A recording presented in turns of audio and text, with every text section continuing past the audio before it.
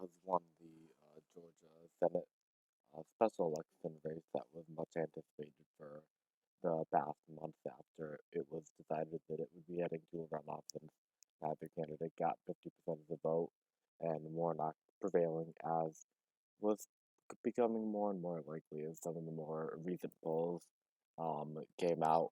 It nearing the end, the Walker campaign kind of falling apart near the end. So various scandals reappearing for Herschel Walker, including a new one that he actually is from Texas and has a house there, which makes him seem like a political opportunist.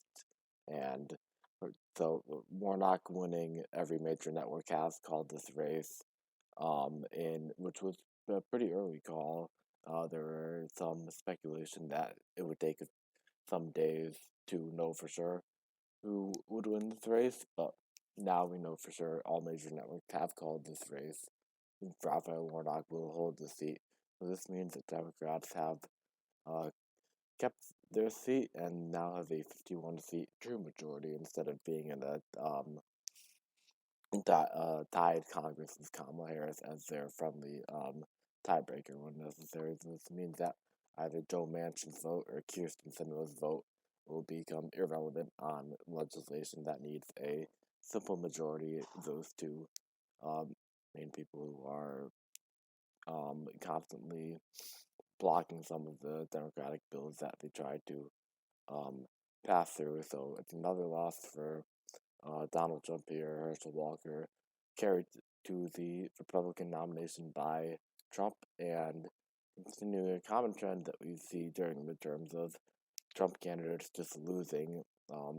Many consider that he's just have lost because they're bad candidates and too far right to the extreme.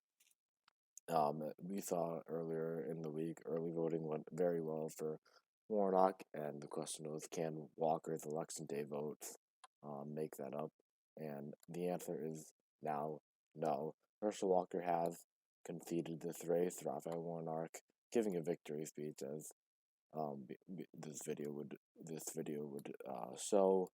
And then the other just notable thing is that 51 votes means that there's no power sharing agreements. It also means that they'll have an easier time confirming judges, um, which is a huge thing for them, which is because it's only the Senate that's required, so House Republicans won't be able to block it.